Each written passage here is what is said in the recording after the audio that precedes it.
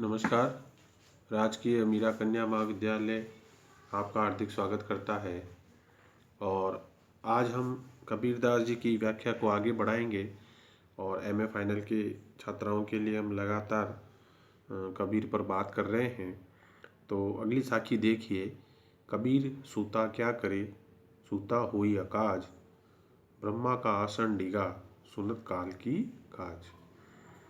कबीरदास जी कहते हैं ये जो हमारे यहाँ संतों के यहाँ एक सोने को बड़ा जो है वैसा नकारात्मक माना है। जबकि आज की दुनिया में लोग सोने के लिए 50 जत्न कर रहे हैं, दवाइयाँ ले रहे हैं और तो भी नींद नहीं आती है। और उनके यहाँ उल्टा था। उनके यहाँ जो है सोता हुआ मनुष्य एक प्रतीक है कि जो दुनियादारी में उलझा हुआ है, अपने ही लोभ माया मोह में उलझा है और ईश्वर से दूर है। तो कितना अलग समय के साथ बात हो जाती है। तो कबीर कहते हैं कि भाई तुम सोकर क्या कर रहे हो, क्यों बेकार अपना समय व्यर्थ कर रहे हो। सूता हो या काज, कोई कार्य नहीं होता सोने से, व्यर्थ में जीवन व्यर्थ होता है, सब समय निकल जाता है। ब्रह्मा का आसन डिगा, सुनत काल की काज। और जब काल, जब मृत्यु, जब यम, जब हमारे यहाँ मुश्किल समय आता है, जब काल आता है, तो उसकी आवाज़ सुनकर तो ब्रह्मा का भी आसन डिग जाता है। होता क्या है कि मनुष्य जिंदगी भर अपने उस वैभव विलास में उलझा रहता है, कूदता रहता है, इतराता है, अहंकार करता है।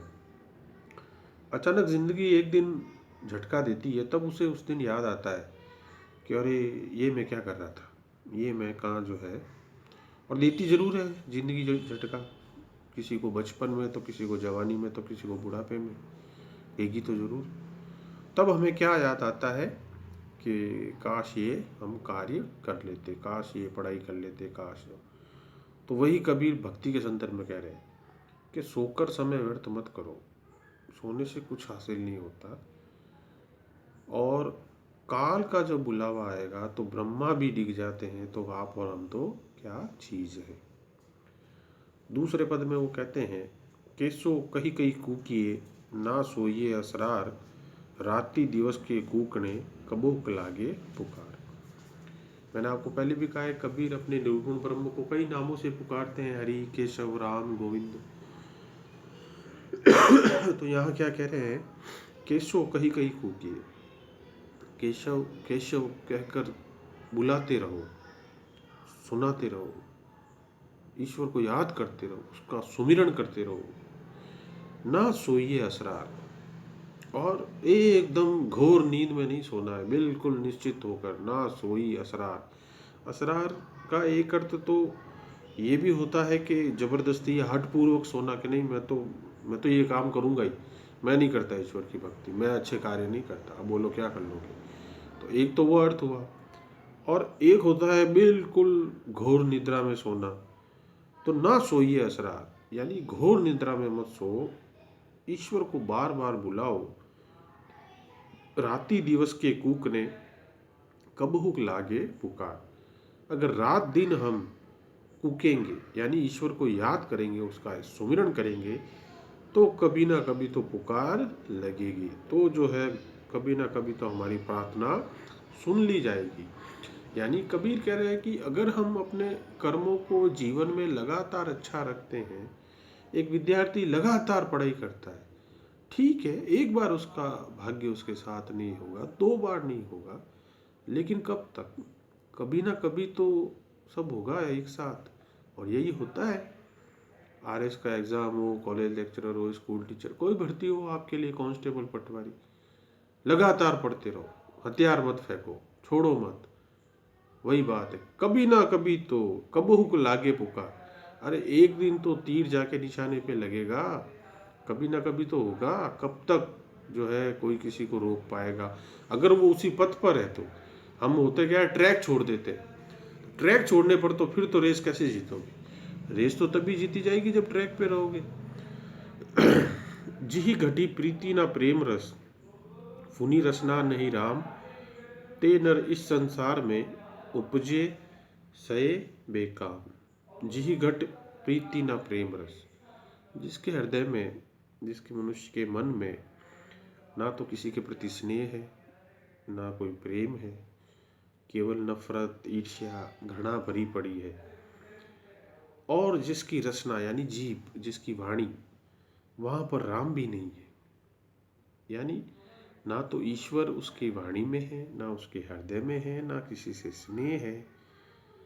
ते नर इस संसार में उपजी भये बेकार। ऐसे मनुष्य तो दुनिया में यूं ही बेकार ही पैदा हुए, मतलब ही नहीं, बेकार, कोई मतलब। अरे भैया चलो, आप ईश्वर की भक्ति मत करो, पर किसी से स्नेह तो रखो, दूसरों से घृणा तो मत करो, दूसरों के साथ हिंसा तो मत करो। वो भी नहीं कर रहे हो आप, तो चलो ईश्वर से स्नेह कर लो। तो जो ना ईश्वर से स्नेह करता है, ना जो दूसरों से प्रेम रखता है, तो ऐसा मनुष्य तो ठीक है, जी रहे हैं। दुनिया में बहुत सारे लोग यूँ ही जीते हैं, वो भी जी रहा है, बेकार है वो कबीर के हिसाब से। ते नर इस संसार में उपजी भय बेकार। ऐसे जो नर है वो दुनिया में बेकार ही पैदा हुए। अगला देखिए, कबीर प्रेम न चासिया, चसी न लीवा साव, सुने घर का पावना, ज्यों आवा त्यों जाओ। जैसे सुने घर में कोई पावड़ा आता है और जाता है, वही हालत किसकी होती है कबीर के अनुसार? कबीर प्रेम न चासिया, चसी न लिया साव। जिस मनुष्य ने ईश्वर रूपी प्रेम को नहीं चखा है, जिसने प्रभु की भक्ति को नहीं स्वीकारा है, जिसने उसका आनंद नहीं लिया, उसका भी आनंद होता है। केवल जो है फिल्मों को देखने से आनंद नहीं आता। आप कभी भक्ति के संसार में जाइए, कभी ईश्वर की भक्ति के भजन गा के देखिए, आप उनको सुन के देखिए, वहां भी आनंद होता है।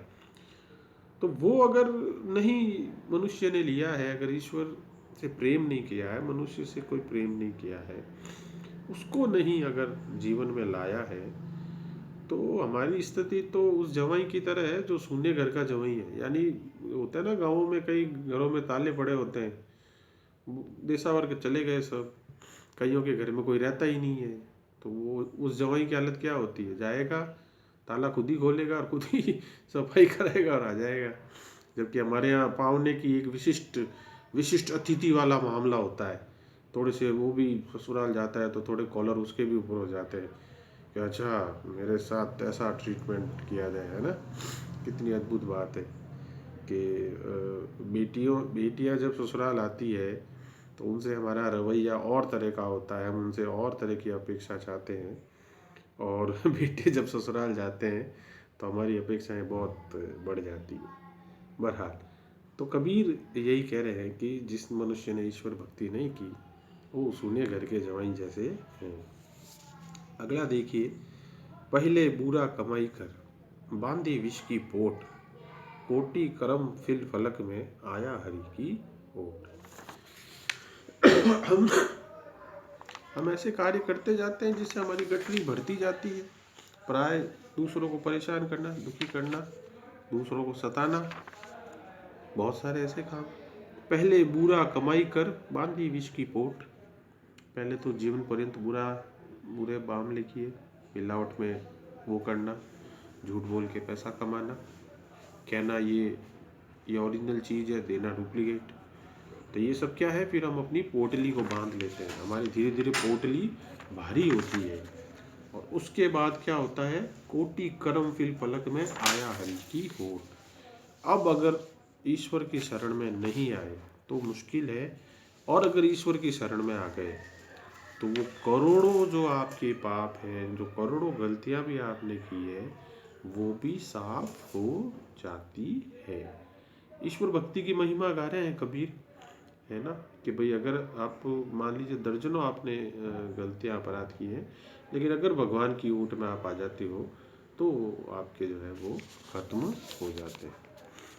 अगला देखिए, कोटि क्रम पहले फलक में, जो रंचक आवे नाव, अनेक जुग जो पुनि करी, नहीं राम बिन ठाव। कबीर कहते हैं कि अगर थोड़ा सा भी ईश्वर का नाम ले लिया, तनिक भी, बिल्कुल कम, जरा सा नाम भी ले लिया, तो भी कोटि क्रम फैले फलक में, तो भी हमारे करोड़ों जो बेकार के काम होंगे, जो हमारे पाप होंगे, वो नष्ट हो जाएंगे। अनेक जुग जो पुनि करे, नहीं राम बिन ठाव।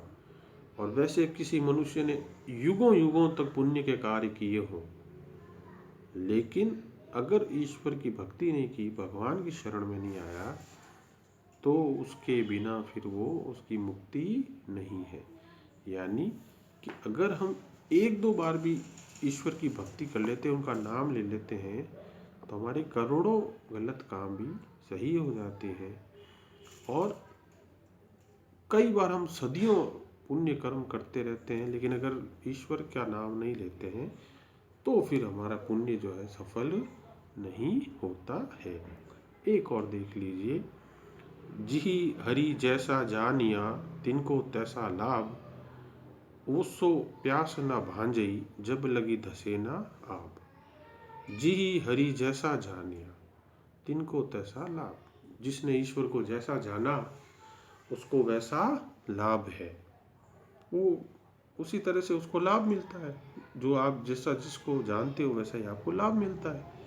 ओसो प्यास न भाजई जब लगी धसे ना आप। कबीर कहते हैं कि ओस से प्यास नहीं बुझती है, ओस से प्यास नहीं बुझती है जब लगी धसे ना आप। जब तक कि हम किसी पानी में गहरे नहीं डूबे, जब तक वो डुबकी नहीं लगाएंगे, तब तक प्यास नहीं बुझेगी। जी है हरि जैसा जानिया तिनको तैसा लाभ, जिसने हरि को जैसा जान लिया उसको वैसा लाभ है ना। आजकल हमारे यहाँ क्या चल रहा है, शॉर्टकट। मैं तो 4 दिन पढ़ूँ मेरी नौकरी लग जाए, मैं तो 10 दिन पढ़ूँ मेरे अच्छे नंबर आ जाए। ऐसा नहीं होता है, ये वो स्टार्ट ना हुआ।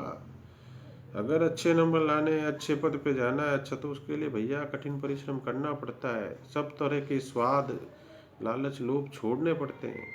शादियाँ छोड़नी पड़ती है लोगों की, उनके खाने छोड़ने पड़ते हैं, तब जाकर सफलता पास आती है। जी हरि जैसा जानिया, तभी हरि को जैसा आप जानोगे, जैसा विद्या को, जैसा आप कैरियर को जैसा लोगे, वैसे तिनको तैसा लाभ, उनको वैसा ही लाभ मिलेगा। आप अपने यहाँ के कई बच्चों को देखिए आप, जो मुझे बड़ा आश्चर्य होता है। मैं 1-2 बार बिहार गया था, यूपी गया था, तो बिहार के एक छोटे से गांव में बच्चों को इतनी जानकारी थी कैरियर को लेकर, मुझे तो बहुत आश्चर्य हुआ। मैंने बोला यार ये लोग कैसे, देखो आप 8वीं 6वीं 7वीं का बच्चा इतना कुछ कैरियर के बारे में जान रहा है, और हम तो BA MA करने आ जाते हैं तो भी पता नहीं है कि हरी कौन सा हरी और कहाँ मिलेगा। ये बहुत फर्क है। जी हरि जैसा जानिया तिनको तैसा लाभ, जिसने हरि को जैसा जाना, कबीर की भक्ति के हिसाब से कहे तो उसको वैसा लाभ है। ओस को पीने से, ओस को चाटने से कभी प्यास नहीं बुझती। तो और हम आगे और कबीर की भक्ति की जो है जल को पिएंगे और उसकी जो है अपनी भक्ति की प्यास को बुझाएंगे। तब तक के लिए आज इतना ही, धन्यवाद।